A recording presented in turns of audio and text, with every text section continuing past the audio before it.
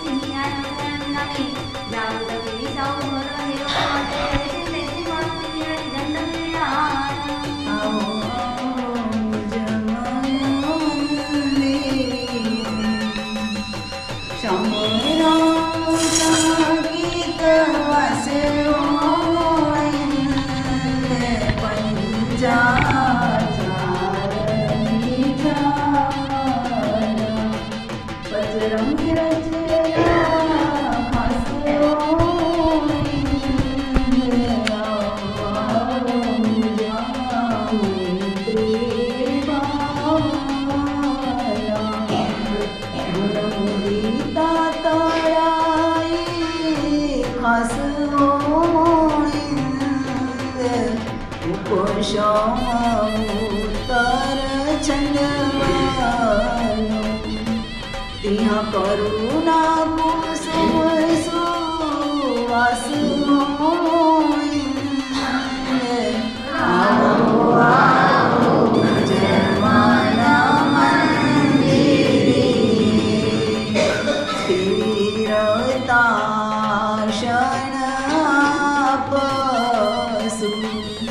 तप तपिया निज गुण शुचिता के सर छाटया अनुभव तंबोला सुरंग आओ आओ जमाना मंदिर मृदुता ढोड़े वायु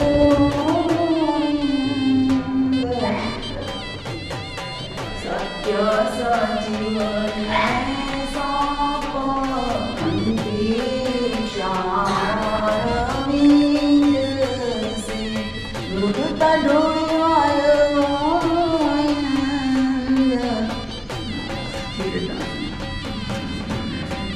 सत्य सजीवने सौंपसु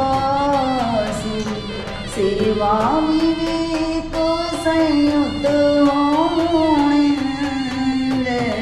आत्म सत्ता शुद्ध चेतना परिणाम आज मुहूर्त आओ आओ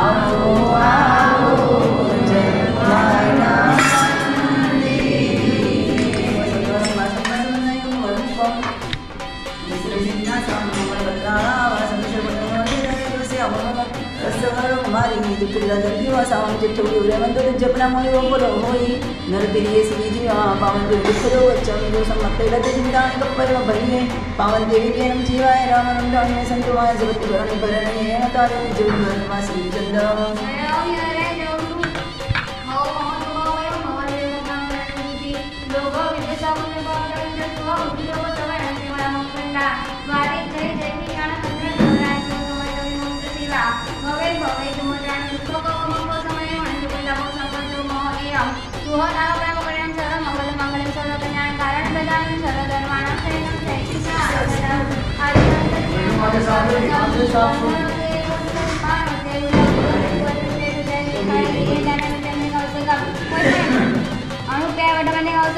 मुस्लिम खासी भाई वाणी सके ममल उच्छाए सुमय मंगल संचार ही सुन गेले संचार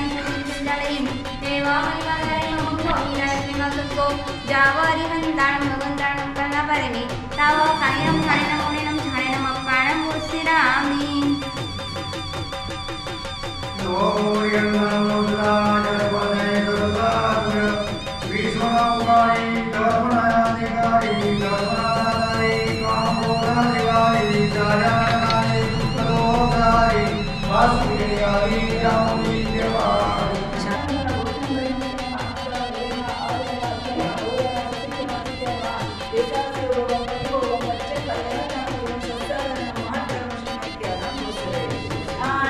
शरणे तुम्हारा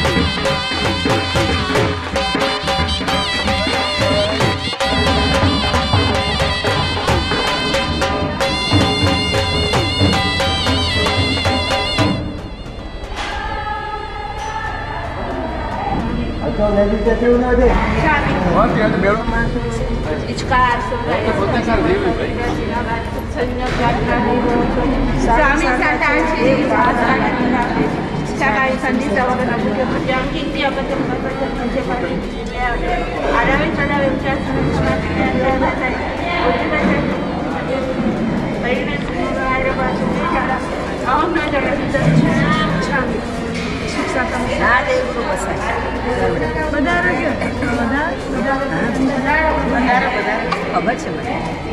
પધારો પધારો હા બરાબર. બેસો.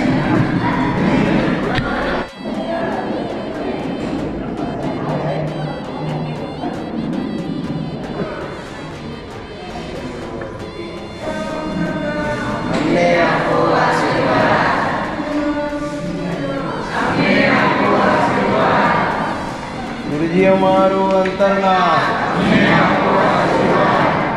આજનો દિવસ કેવો છે? આજનો દિવસ કેવો છે? કામદમ મોક્ષદમ ચૈવ પરાયણમ નમઃ અજ્ઞાનાતિમિરંધનં જ્ઞાનજનશલાકયા નેત્રં મેલિतं येन તસ્મૈ શ્રી ગુરવે નમઃ તસ્મૈ શ્રી ગુરવે નમઃ એષાં શાन्तમમલજલવાन् निर्मलान्ति तापम् येषां सूत्रो गुणगणनिधीयन्ति दोषप्रतापम् येषां ज्ञानं वितरति मुदा पण्डितानां नराणां तेषां वन्दे चरणयुगलां गर्भशून्येश्वराणां प्रशान्तमुद्रा प्रशान्तदृष्टि कल्याणकाङ्क्षा प्रतिजीवसृष्टि विकारिणा समदेहयष्टि ते धर्मसूरिरजये समष्टि ते धर्मसूरिरजये समष्टि. એ છે કે બધી જ વસ્તુમાં તમે બેસ્ટમાંથી બેસ્ટ બનાવો છો, પણ દુર્લભ એવો આપણને મનુષ્ય ભાવ મળ્યો છે. એ મનુષ્ય ભાવ તમે બેસ્ટ મનુષ્ય ભાવની કિંમતી ક્ષણો છે, એ તમારી વેસ્ટેજ કેટલી જાય છે અને બેસ્ટમાં કેટલો ઉપયોગ થાય છે, એનો સદુપયોગ કેટલો થાય છે અને દુરુપયોગ કેટલો થાય છે. ત્યારે વિચાર કર્યો કે હું 25-50 વર્ષની થઈ, એમાં મારા આટલા 50 વર્ષની ઉંમરની અંદર મારી કેટલીક ક્ષણો ધર્મમાં ગઈ અને કેટલીક ક્ષણો કર્મમાં ગઈ.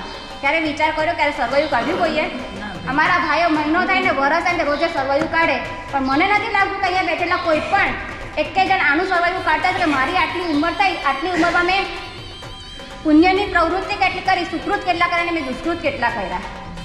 જેટલી પણ આપણે મનુષ્ય ભાવની કિંમતી ક્ષણો છે એને વેસ્ટ આપણું એ ક્ષણો વેસ્ટમાં જાય એટલે સારામાં ઉપયોગ થાય એવો પ્રયત્ન કરજો.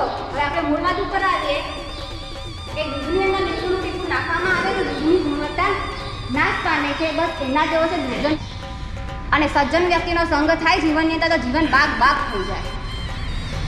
પણ વ્યક્તિમાં સજ્જનતા છે કે દુર્જનતા છે ખબર કેવી ના પડે. તો એના માટે કીધું કે વ્યક્તિની બેઠક ઉઠક કોની સાથે છે, વ્યક્તિનું ફ્રેન્ડ સર્કલ કેવું છે, બસ તમે એના પર ધ્યાન દો તો એના પરથી ખબર પડી જશે કે વ્યક્તિમાં સજ્જનતા છે કે દુર્જનતા છે.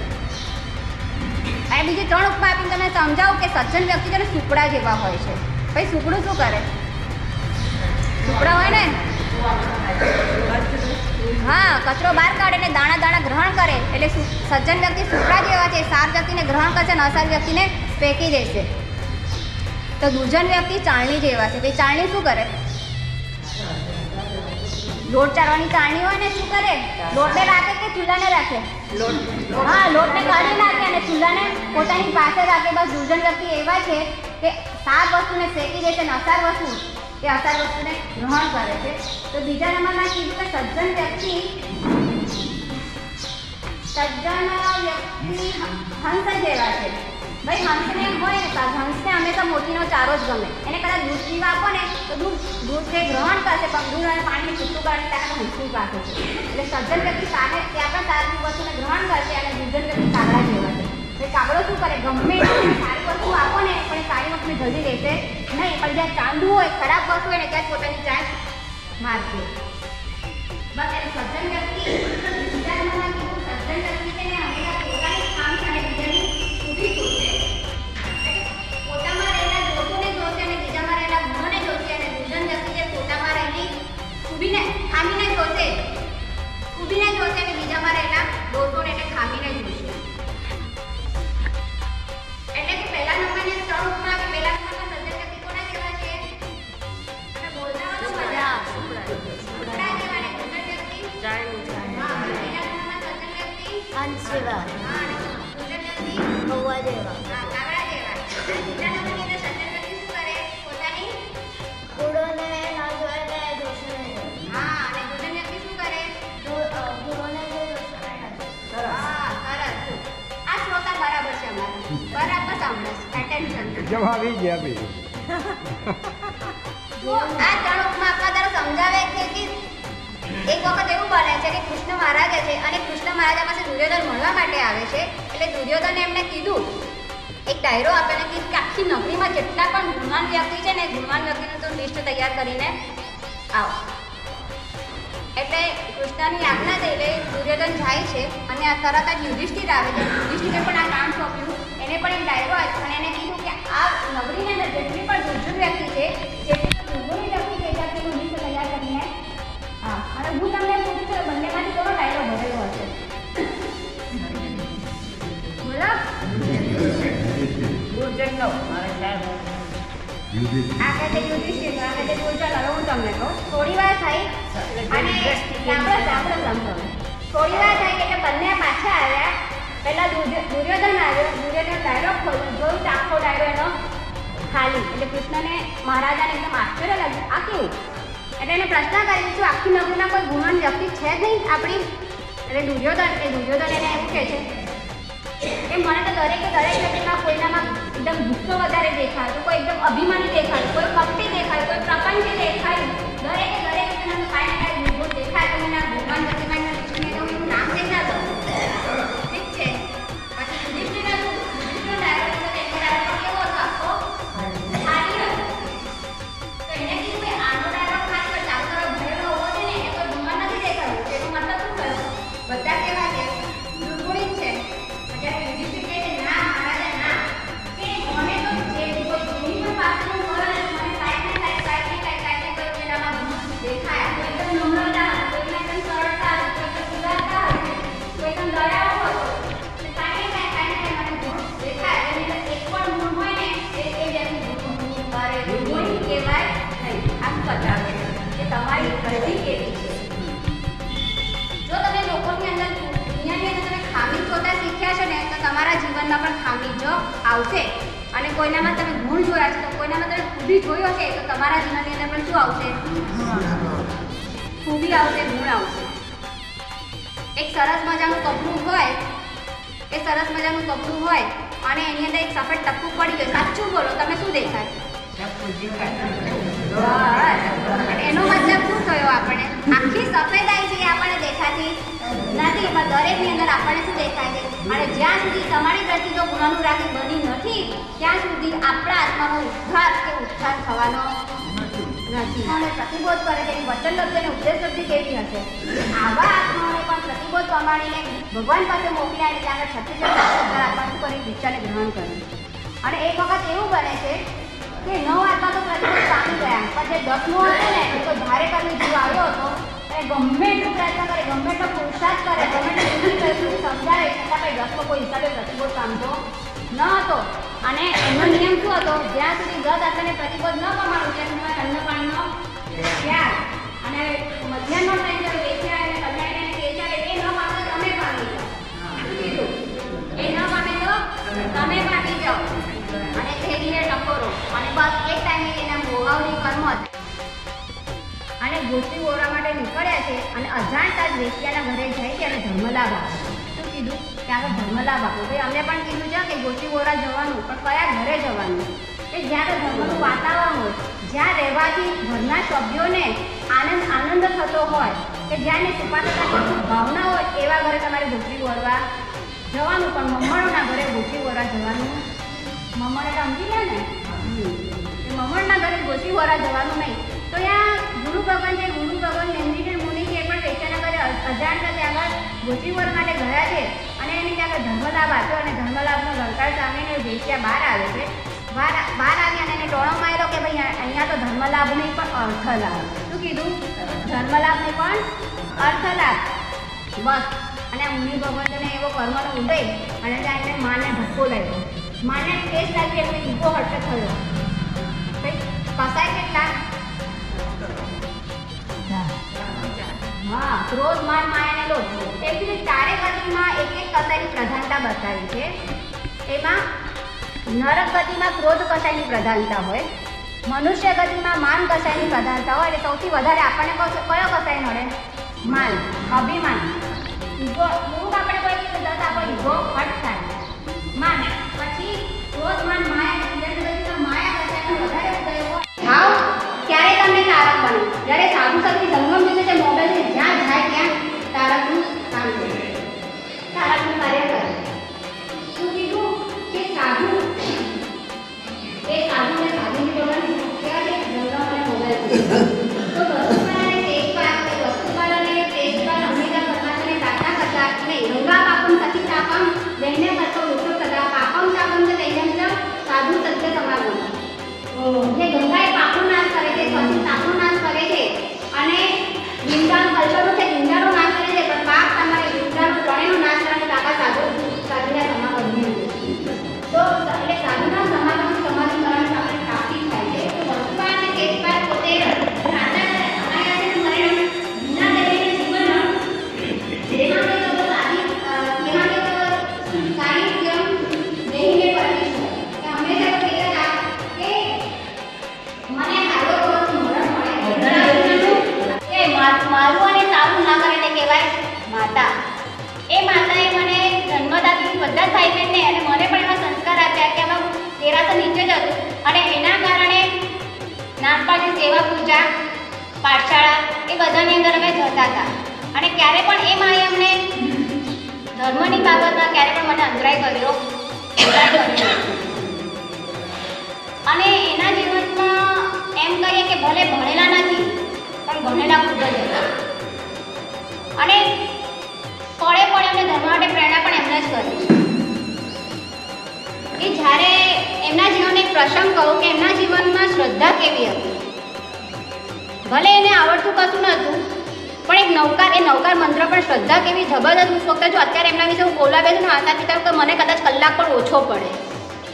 હું એકાદ બે પ્રસંગને હું કહીશ તમને ફક્ત કે કારણ સંજોગોથી એક જગ્યાએ તમારે બીજી જગ્યાએ ઘર ટ્રાન્સફર કરવાનું હતું અને એ જઈ રહ્યા હતા. તે વખતે મારી તબિયત અનુકૂળતા નથી એટલે સંસારી બાપુએ એવું કીધું. હવે મારી ચોથા નંબરની બેન એના જો મેરેજ નહોતા થયા એટલે અમે લોકો બે હતા ત્યાં આગળ. એટલે અમને એવું કીધું કે ભાઈ આની તબિયત તમે લોકો ટ્રેનમાં જાઓ, અમે લોકો ત્યાં પહોંચીએ છીએ. હર્યું ભર્યું ઘર એટલે શું ના હોય. અને સાધનની અંદર ત્રણેય ભાઈ મમ્મી અને પપ્પા એક સાથે ગયા અને હજુ તો હાઈવે પર ચડ્યા. બોમ્બેનો હાઈવે બધાને ખબર જ છે કેવો હોય છે. હાઈવે પર ચડ્યા અને હાઈવે પર થોડું ચડ્યા હશે અને ત્યાં જ એમનું જે સાધન આખું પલટી ખાઈ ગયું. અને એમનું એટલું એમને પોતાને ખબર પડી ગઈ કે હવે આપણે ગયા ગામથી પણ નૌકા એ વખતે એમને કાંઈ યાદ આવ્યું નહીં. બાકી આ વખતે તમે લોકો શું કરો? હાઈવોય થઈ જાય. હવે આપણું શું થશે? હવે નહીં. પણ કોઈ પણ જાતની હાઈવોય નહીં. પણ એને એ ટાઈમે પણ એમને નૌકાર મંત્ર યાદ આવ્યો અને છોકરાઓને કહી દીધું કે ભાઈ હવે આપણે ગયા બચાવશે તો આપણે નૌકાર જ બચાવશે, તમે નૌકાર ગણવા માંડો. અને બધાએ તે વખતે મોટે નૌકાર મંત્રનું અંદર સ્મરણ ચાલુ કરી દીધું. પણ એમના નસીબ કહો, એમના નૌકારપતિની શ્રદ્ધા કહો કે જે પણ કહો તે આગળ પાછળ એક પણ ગાડી સામેથી આવી અને પછી એમને લીધા ને બધી કહ્યું. પણ કહેવાનો મતલબ શું છે કે એમને નૌકાર મહામંત્ર પર શ્રદ્ધા કેટલી જબરજસ્ત ખોટીની.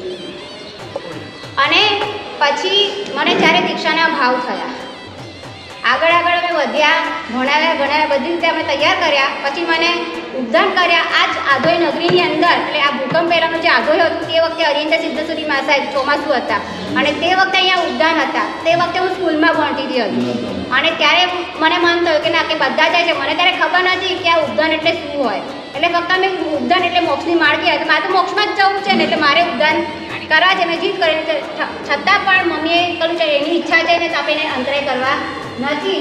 બધી અનુકૂળતા કરી આપીને મને ઉદ્યાનમાં મોકલાવીને આ ભૂમિની અંદર મેં ઉદ્યાનની માળ કરી. તે વખતે આપણે પાંજરાપોળ હતું ત્યારે મારો બધો પ્રસંગ હતો. તો આ એ ઉદ્યાનને કર્યા પછી વખત ગયો અને પછી મને સંયમ જીવનના ભાવ થયા. દીક્ષાના ભાવ થયા. દીક્ષાના ભાવ થયા લગભગ મેં 17-18 વર્ષની ઉંમર હતી તે વખતે અને મેં ઘરમાં વાત કરી મારે સંયમ પાસે જવું છે. તે વખતે સૌથી પહેલો વિરોધ કોનો હતો ખબર છે તમને? અમારા દિવાળી બહેનનો. કે બધા ભાઈઓને અમને અરસપરસ લાગણી છે, લગાવ છે જ, પણ એને સૌથી વધારે મારો મોહ હતું. એને સૌથી વધારે એટલે એને ના પાડી કે દીક્ષાની વાતો નહીં કરવાની કે એ સીધી સીધું એટલે પપ્પાને વાત કરી પપ્પા મમ્મીને. એટલે પછી ક્યારેક ગુરુમાન પાસે જવું ને ક્લાસીસના બાને એવી રીતે એટલે એ પપ્પાને કહે પપ્પા મમ્મી કે મમ્મી દોડતી પછી મને લેવા આવે. આવું 4 થી 5 વખત થયું. પછી બધાએ સમજાવ્યું એને અને તે વખતે મેં શાંતિ કરી. બીજા નંબરની પહેલાં મને ખૂબ સપોર્ટ કર્યો કે સંસારમાં છે એની ઈચ્છા નથી તે જવા દો ને શા માટે તમે લોકો અંતરાય કરો છો. અને પછી ધીરે ધીરે બધા ભાઈ બહેને થોડોક સપોર્ટ કર્યો. પછી હા પાડી અને પછી ગુરુ ભગવાન સાથે 1 વર્ષ રહીને પછી અમે જ્યારે ગુરુ ભગવાન સ્વામી ભગવાન કરે અને મુમુક્ષો બધા આચાર્ય ભગવાન પાસે રાધાકૃષ્ણમાં તમને સંસ્કૃતનો પાઠ ચાલતો હતો. એ સંસ્કૃતનો પાઠ ચાલતો તો સંઘાણી એટલે ઘાટકો પણ અંદર અને સંસારી બાપુજી એ ત્યાં આગળ વંદનાર્થે આવ્યા. એ વંદનાર્થે આવીને કોઈ એવી પુણ્ય કોઈ ક્ષણ હશે કે ગુરુ ભગવાન તેમને વાત કરી ગુરુદેવે કે ઉદ્દાની વાત કરી એમને કે આઈતા છે અને એની જોડે દીક્ષાનો પ્રસંગ તમારો ગોઠવા હોય તો તમે હા પાડતા હો તો આપણે એમાં ગોઠવી દઈએ. તો પણ એમના જીવનની અંદર એ ગુણ એ હતો કે વચન પ્રત્યેનું વફાદારી કે મુખમાંથી જે પણ વચન નીકળે ને એ પછી ક્યારેય પણ પાછું પડે નહીં. અને એને હા તો પાડી દીધી. ગુરુ ભગવાન ના ન પાડી શક્યા. પછી ઘરે આવ્યા. ઘરે આવીને વાત કરી કે ભાઈ મેં એટલે હા પાડીને આવ્યા આ દિવાળી બેન ના પાડી આટલું બધું ઉતારવાનું શું જોવું છે તમારે હજી તો મારા સાથે છે ભલે નોટ કહેવાનું પછી તમારે આપતો હશે એટલે તમે તો ત્યારે કીધું કે જો હવે હું હા પાડી આવ્યો છું અને એની પણ ઈચ્છા છે તો શા માટે આપણે એને ના પાડવા. હું એ વખત મેં વચન આપી દીધું છે તો હું વચન ઉઠાવીશ નહીં. આજે પિતા એવું કહેવાય પિતા એ નારિયેળ જેવા છે. ભાઈ નારિયેળ કેવું હોય ઉપરથી કડક હોય પણ અંદરથી કેવું મીઠું મધુરું નારિયેળ અને ટોપ પર મીઠું મધુરું પાણી હોય. અમારા સંસારી બાપુજી પણ આવા જ હતા. આજે મને સંયમ જીવનની જે રજા મળી ને એ એમના કારણે મને મળી. એમને હા પાડી તો આજે હું આ પાઠ ઉપર ગુરુ ભગવાનની નિષ્ઠાનો પરમાત્માની આજ્ઞાનું પાલન કરી રહી છું. એટલે એ માતા અને પિતાનો જેટલા પણ ઉપકાર એ ઉપકારનું કહું વર્ણન કરવું એ બરાબર તો ઓછું જ છે.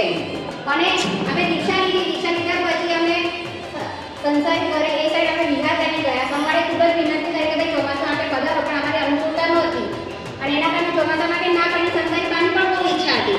પણ મેં કીધું ચોમાસાની તો અમારી શક્યતા છે નહીં અહીંયા તો કે હોળી તો કરો ચોમાસામાં હોળી તો કરવાનું ઠીક છે તમારી બહુ ઈચ્છા છે અને તમને પણ આટલી બધી વિનંતી છે તો અમે હોળી માટે હા પાડી કે તમે હોળી કરવા માટે ગયા.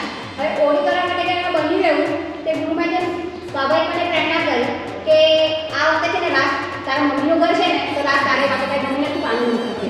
એટલે મેં એવું કહી દીધું કે ના ભાઈ મેં ક્યારે જિંદગીમાં રાસ સાંભળે નથી વાંચ્યો નથી તો રાસ કઈ ત્યાં વાંચું દેવની સામે આ ભાઈ ત્યાં વાર્તાલાપ થઈ ગઈ. એટલામાં સંસારી બા આવ્યા.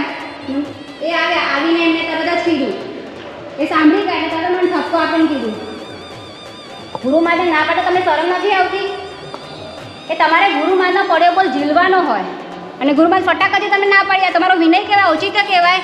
ત્યાં મેં કડક ભાષાનો ઠપકો આપીને કહી દીધું ગુરુ કે તમે એકદમ ચિંતા રહી બની એ જ વ્યાખ્યાન આપતા ને એ જ બધું કરશે. અને ત્યારે પછી એમના જે કોઈ એમની ઈચ્છા અને ગુરુમાની આજ્ઞા એ બંનેને નક્કી કરીને પછી મેં કીધું સારું કે તમારી જો ઈચ્છા છે ને તો આ વખતે હું પ્રયત્ન કરીશ રાસ વાંચવાનો. તે વખતે લગભગ પોણા ભાગનો રાસ મેં મોઢે વાંચ્યો. જિંદગીમાં પહેલી વખત એ ગૃહ ત્યાં આગળ મેં રાસનું વાંચન કર્યું. તો આ કે માતા એટલે બધી જ રીતે એને હિતની ચિંતા એ માતાને હોય છે. આગળ એક છેલ્લો પ્રસંગ કહીને એને પૂર્ણાહુતિ કરી એટલે આપણે આગળ વધશું. કોરોનાનો કાળ હતો તે વખતે બધાને જ ખબર છે કે કોરોનાના કાળમાં કેટલું બધું સ્ટ્રિક હતું. અમે કોઈ પણ સાધુ સાધીને ઉપાસના ગેટની બહાર પણ જવા મળતું. ગોચરી પાણી માટે સંઘે વ્યવસ્થા કરી છે, પણ કોઈને ગેટની બહાર જવા નહોતા દેતા. એ બોમ્બેમાં આટલું સ્ટ્રીક હતું. તો હવે એમાં એવું થયું કે વાયા અમે મને ત્યાં અમે જ્યાં 70 ઠાણ અમે લોકો બધા હતા ત્યાં આગળ મલાડની અંદર એમનો ફોન આવ્યો વાયા અને મને કીધું કે મને નીતા મારી જોડે વાત કરાવો.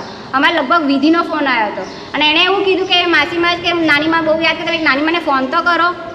એટલે મેં ઠીક છે કરું છું. પછી ત્યાંના શ્રાવક પાસે મેં ફોન કરાવીને કીધું કે કેમ છો, તો તરત જ બોલ્યા કે તમને ખબર નથી પડતી, આમ ફોન ના કરો તો કાંઈ નહીં, પણ આવા કાળમાં તો ફોન કરો. કેટલા દિવસ હું ચિંતા કરી રડીને અડધી થઈ જાઉં છું કે તમારું શું થતું હશે, શું તમારી વ્યવસ્થા હશે, ગોચરી પાણી શું કરતા હશો.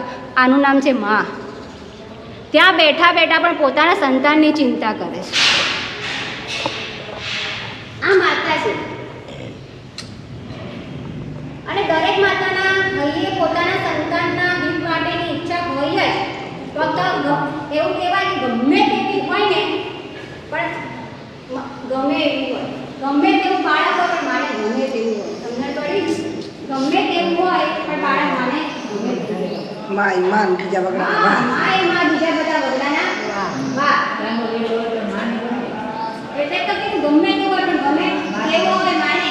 બસ આજે માં આ કીધું કે માતા પિતાનો સંબંધ, આવા માતા પિતાનો સંબંધ કેવો છે દૂધને વધારનારો છે. આ માતા પિતાને 3જા નંબરનો સંબંધ છે દૂધની અંદર સાકર. ભાઈ દૂધની અંદર સાકર નાખો તો દૂધની ગુણવત્તા વધે. બસ એના જેવો છે સાધુ અને સંતનો સમાગમ. પુષ્ણાથી નિરોગીતા તમારે ભગવાનની ભક્તિ દ્વારા મળે. કેટલા બધા સરસ ફળ બતાવ્યા છે. સૌભાગ્યમ વિધાતી પલ્લવેતી પ્રીતિમ પ્રસૂતયશ. સૌભાગ્યમ વિધાતી, સૌભાગ્ય પ્રાપ્ત થાય છે પુણ્ય ભગવાનની ભક્તિ દ્વારા. સૌભાગ્યમ વિધાતી પલ્લવેતી પ્રીતિમ, પ્રીતિ પલ્લવિત થાય છે. પ્રસૂતે યશ, યશ ઉત્પન્ન થાય છે. બધાને યશ જોઈએ છે? હા, ગુણો બધાને જોઈએ છે, પણ એનું જે બતાવ્યું છે વિઝન એ આપણે કરતા નથી. ભગવાનની ભક્તિ, ભગવાનની આજ્ઞા આ બધું જો આપણે પાડીએ તો આ બધા ગુણો આપણી જીવનમાં પ્રાપ્ત થાય. પ્રસૂતેયસ સ્વર્ગ યચ્છતિ નિવૃત્તિમ ચરચેત યચ્છાગતા નિર્મિતા. ભગવાનની કરેલી ભક્તિ એના દ્વારા શું પ્રાપ્ત થાય? તો સ્વર્ગ અને મોક્ષની પ્રાપ્તિ એ ભગવાનની ભક્તિ દ્વારા થાય. મોક્ષ એટલે શું? ભગવાનની ભક્તિ દ્વારા મોક્ષ પ્રાપ્ત થાય. મોક્ષનું બીજું નામ છે અપવર્ગ. અપવર્ગ એટલે શું? પવર્ગ જેમાં નથી એનું નામ અપવર્ગ. દૂધ હોય એમાં દહીં મેળવા નાખો તો શું છે? જામી જાય. બસ એવી રીતે જીવનમાં 4થા નંબરનો સંબંધ છે. 4થા નંબરનો સંબંધ કેવો છે? તો કે પરમાત્મા સાથે સંબંધ. જિંદગી આપણને મળી છે, મનુષ્ય જન્મ આપણને મળ્યો છે, સંબંધ ક્યાં કરવાનો?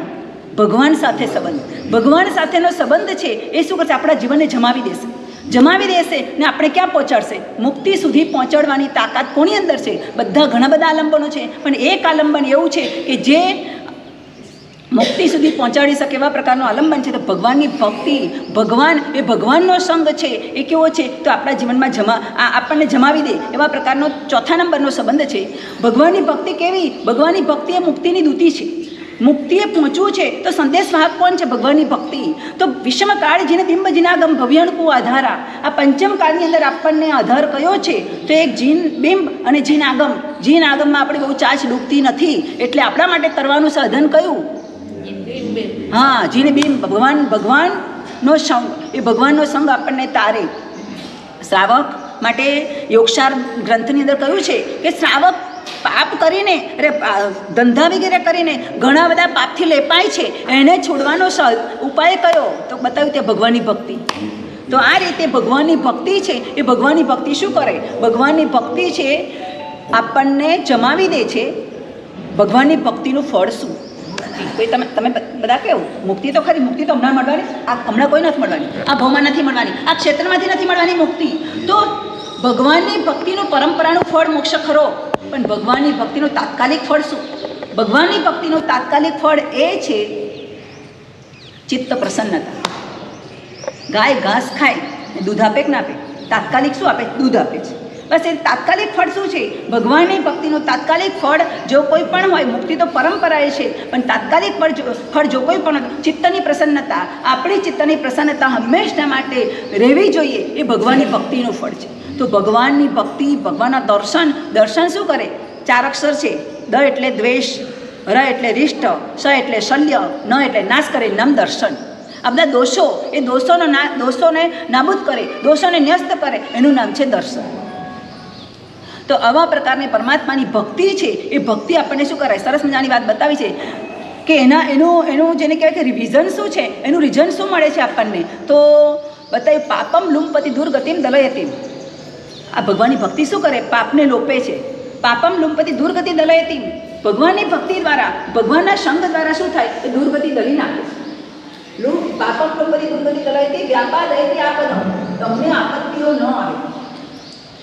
આપણે ભગવાનની ભક્તિ કરીને આપત્તિ ન આવે આવું બતાવ્યું છે ને વળી, પણ આપણે તો ભક્તિ કરીએ છીએ, આપત્તિ આવે છે, શું સમજવાનું?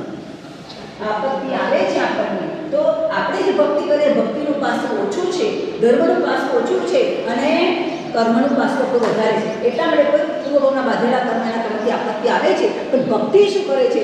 આપત્તિનો નાશ કરે. વ્યાપાર લે તે આપણે પુણ્યમ સંચિતે, પુણ્યને કેમ હોય છે અને બધા સુખી કેમ હોય છે?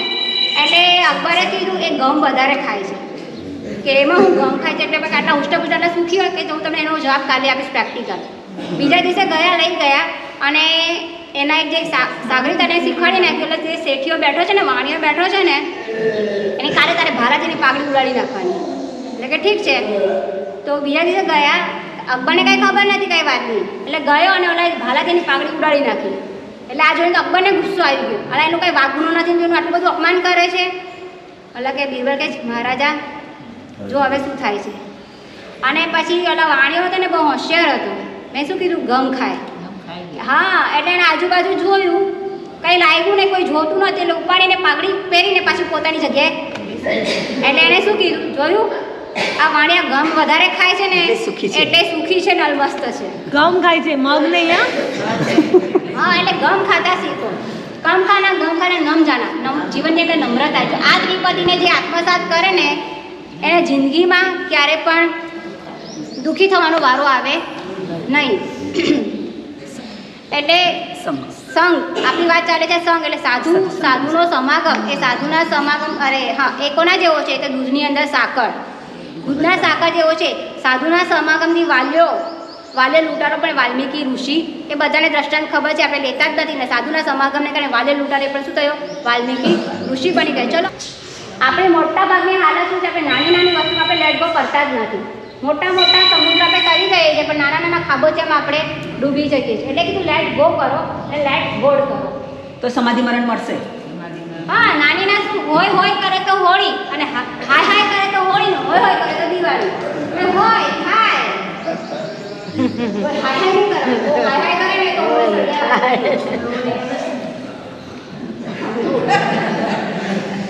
એટલે અહીંયા કીધું કે સાધુના સમાધિ મરણની પ્રાપ્તિ થાય. અને બીજી એક બધી કે પંખાને ગમ કરે ન થાય. શું કીધું? ગમ ખાય, ભૂખ હોય ને એના કરતાં ઓછું ખાવ તો શરીરમાં એને રોગ આવે નહીં. સાહેબની જય. પરમ પૂજ્ય આચાર્ય શ્રી કલાપ્રભુ સાહેબની જય. પરમ પૂજ્ય આચાર્ય વર્તમાન કચ્છાવતી કલ્પતરુ સાહેબની જય. પરમ પૂજ્ય યુગાદિવાકર આચાર્ય ધર્મશ્રી માર સાહેબની જય. પરમ પૂજ્ય આચાર્ય શ્રી સુરદેશ્વરી માર સાહેબની જય. સાધુજી ભગત વંદન. સકલ સંઘના ભાઈ બહેનો મારા પ્રણામ. આપણા ગામની દીકરી દીક્ષા લીધી 26 વર્ષ પછી પહેલી વખત આવ્યા છે, એ માટે આપણે બહુ આનંદ થયો છે અને ગર્વ જેવી વાત છે. ને આપણે તો કહી છીએ હજી શેષકાળમાં થોડું વધારે રોકાય તો સારું છે કે અમને વ્યાખ્યાનવાણીનો લાભ મળે. માતુશ્રી મુરીબેન વેલજી ભૂરા તરફથી નવકારસિંહ રાખેલ સકલ સંઘને લાભ આપવા વિનંતી છે. અને 11,000 રૂપિયા જીવદયામાં માતુશ્રી મુરીબેન વેલજી ભૂરા તરફથી જીવદયામાં આપેલ છે, અને 20 રૂપિયાની સંઘ પ્રભાવના છે, તો સર્વે લાભ લેવા વિનંતી છે.